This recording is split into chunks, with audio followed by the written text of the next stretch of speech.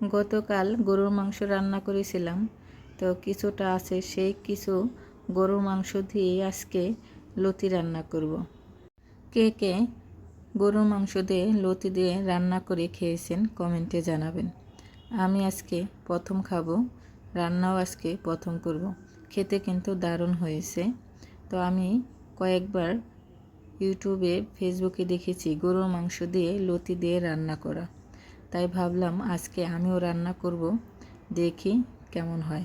আসসালামু আলাইকুম, বৃষ্টি ব্লগ অ্যান্ড রেসিপি থেকে বৃষ্টি বলছি। সবাই কেমন আছেন? আশা করি নিশ্চয়ই ভালো আছেন।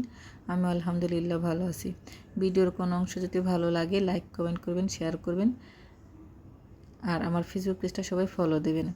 আজকে গরুর মাংস দিয়ে লতি দিয়ে রান্না করব। তো প্রথমে পেঁয়াজ দিয়েছি, পেঁয়াজ একটু ভাজা ভাজা করে তারপরে দিয়ে দিয়েছি রসুন। লতি তো বেশি করে রসুন দিয়েছি গলায় যেন না ধরে। রসুনটা যখন ভাজা ভাজা হয়েছে তারপরে দিয়ে দিয়েছি হলুদের গুঁড়ো, মরিচের গুঁড়ো, ধনিয়া গুঁড়ো, আদা রসুন বাটা, স্বাদ মতন লবণ দিয়ে ভালো করে কষিয়ে নিয়েছি। এই ঘরে রেগুলার মশলা দিয়েই ভালো করে কষিয়ে নিয়েছি। এখন এই যে গরুর মাংস দিয়ে দিচ্ছি, এক এক করে দিয়ে দিচ্ছি গরুর মাংস ঝোল যা আছে। এখানে কিন্তু কয়েক পিস মাংসও আছে। ভালো করে কষিয়ে নিয়ে তারপর লতিগুলো দিয়ে দিচ্ছি। এই লতিগুলো দেশি লতি, চিকন চিকন লতি। এই লতি কিন্তু খেতে খুব ভালো লাগে।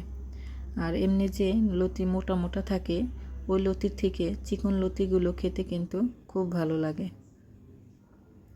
এখন ভালো করে কষাই নিব। হাড্ডিও আছে গরুর, তো ভালো করে কষাই নিয়ে তারপর পানি দিয়ে দিব।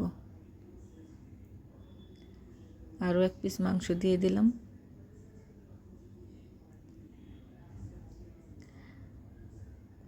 কষানোর পরে তারপরে পানি দিয়ে পানিটাও শুকাইয়ে নিয়েছি। দেখুন এখন রসা রসা রয়েছে, এই রসা রসা অবস্থায় নামিয়ে নেব।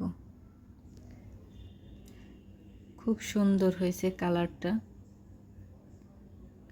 ভিডিওটি যদি ভালো লাগে লাইক কমেন্ট করবেন, শেয়ার করবেন, ফেসবুক পেজটা সবাই ফলো দেবেন।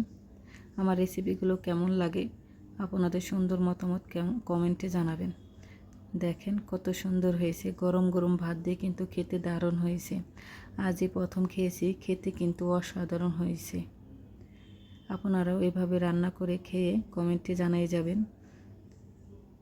তো সবাই ভালো থাকবেন, সুস্থ থাকবেন। দেখা হবে নতুন আর একটা ভিডিওতে। ভালো থাকেন, সুস্থ থাকেন। ভিডিওটি কেমন লাগলো কমেন্টে জানাবেন। আল্লাহ হাফেজ।